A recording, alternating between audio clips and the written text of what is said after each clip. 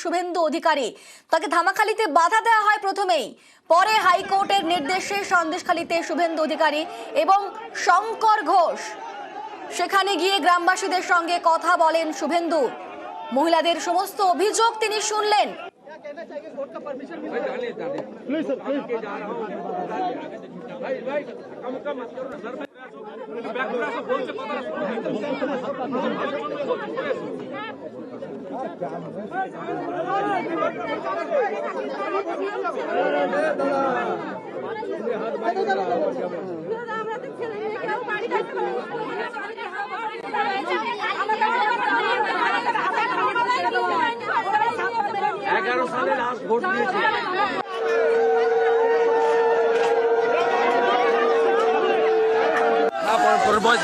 মা প্রণাম করো মা, পাপ হবে মা মা প্রণাম করে, আরে করে না মা, তোর সব সত্য আছে তো? হ্যাঁ হ্যাঁ কাঁদছো কেন? কি হয়েছে মা?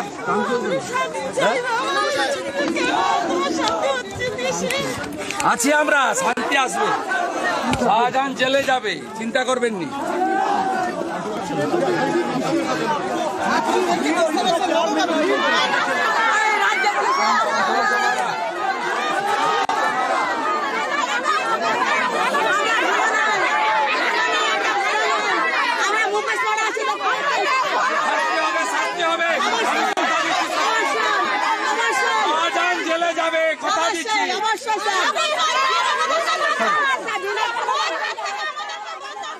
আমাদের সঙ্গে রয়েছেন প্রতিনিধি ভেঙ্কটেশ্বর। শুভেন্দু অধিকারী সেখানে গেলেন, গিয়ে কি কথা বললেন, কি হলো? দেখো, শুভেন্দু অধিকারী সন্দেশখালীতে যে বিভিন্ন গ্রামে পরিদর্শন করেন, মহিলাদের সঙ্গে কথা বলেন এবং তারা কি সমস্যার মধ্যে রয়েছেন সেই বিষয়টা জানতে চান। সেখানে শুভেন্দু অধিকারীকে হাতের কাছে পেয়ে গ্রামের যারা মহিলারা তারা বলেন যে তারা এখনো আতঙ্কে রয়েছেন। অনেকে বলেন তাদের জমি দখল করে নেওয়া হয়েছে। পাশাপাশি নির্যাতনের যে অভিযোগ, সেই অভিযোগে কিন্তু মহিলারা শুভেন্দু অধিকারীকে করেন। সব মিলিয়ে শুভেন্দু অধিকারী তাদেরকে বলেন যে আপনাদের আন্দোলন যেভাবে প্রতিবাদ আপনারা করছেন, সেই প্রতিবাদ আপনারা জানিয়ে যান, ভয় পাবেন না এবং বিজেপি এবং শুভেন্দু অধিকারী তাদের পাশে রয়েছে, এমনটাই কিন্তু বার্তা দিলেন আজকে শুভেন্দু অধিকারী।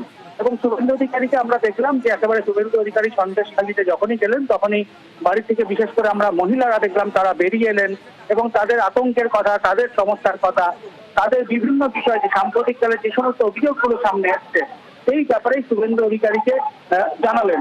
অনেকেরই বাড়ি ভাঙচুর করা হয়েছে এমন অভিযোগও শুভেন্দু অধিকারীকে জানালেন।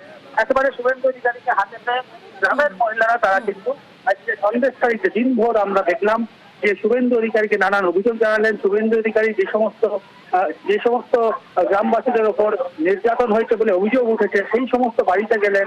এবং তুমি জানো যে কয়েকদিন আগে বিকাশ সিং, বিজেপি নেতা বিকাশ সিংকে গ্রেফতার করা হয়, সেই বিকাশ সিং এর বাড়িতে গিয়ে তার পরিবারের সঙ্গেও কথা বলেন এবং তাদের সব ধরনের আইনি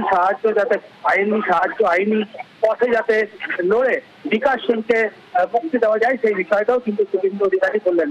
সব মিলিয়ে আগামী 26 তারিখ ফের শুভেন্দু অধিকারী সন্দেশখালীতে আসবেন এমনটাও গ্রামবাসীদের জানালেন। এবং শুভেন্দু অধিকারী তুমি জানো যে সন্দেশখালী থেকে সেখান থেকে একেবারে সেই করে লঞ্চে করে এসে এই মুহূর্তে শুভেন্দু অধিকারী কলকাতার পথে তিনি ফিরছেন। বেশ, ধন্যবাদ ভেঙ্কটেশ্বর। যেভাবে মানুষজন তার কাছে অভিযোগ করেছেন, স্যারকে বললাম যে আমাদের এই সন্দেশখালীতে যাতে অশান্তি আন্দোলনগুলো উঠে যায়, আমরা যেন শান্তিতে বসবাস করতে পারি সেদিকে একটু লক্ষ্য রাখতে। উনি বললেন আমি দেখবো, আমি লড়বো। গতকাল দেখলাম যে 7 দিনের জন্য 144 ধারা তুলে নেওয়া হয়েছে। আবার আজকে সকাল থেকে 9টা থেকে অ্যানাউন্স করেছে, যা ইচ্ছা তাই করছে। আমাদেরকে মানুষ বলে ওনারা মনে করেন না, ওনাদের উপর আমাদের কোনো আস্থা নাই। শাহজাহানকে ধরলে আমরা তবে শান্তি পাবো, না তো এখানে আমরা শান্তিতে বাস করতেই পারবো না। আর সন্দেশখালী যাওয়ার আগে শুভেন্দুকে বাধা দেওয়া হয়, ধামাখালিতে আটকে দেওয়া হয় শুভেন্দু অধিকারীকে। শুভেন্দুর সঙ্গে বিজেপির প্রতিনিধি দলকেও সেখানে বাধা দেওয়া হয় এবং প্রতিবাদে রাস্তায় বসে পড়ে বিক্ষোভ দেখান শুভেন্দু অধিকারী।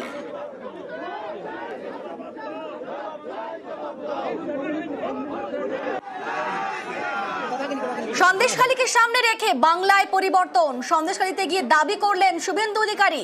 অপরদিকে শুভেন্দুর দিবা স্বপ্ন বলে কটাক্ষ করলেন শান্তনু সেন।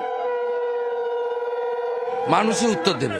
একটা গ্রাম পঞ্চায়েতে 20,000 লোক রাস্তায় বেরিয়েছে, কোনো লোক বাড়িতে নেই। জনশুনানি হয়েছে, ব্যাপক অভিযোগ, শারীরিক নির্যাতন থেকে শুরু করে জমি লুট করা থেকে শুরু করে শৌচালয় ঘর থেকে বঞ্চিত করা, কিছু বাকি নেই। ভোট পর্যন্ত দিতে দেয় না, একজনকেও ভোট দিতে দেয় না।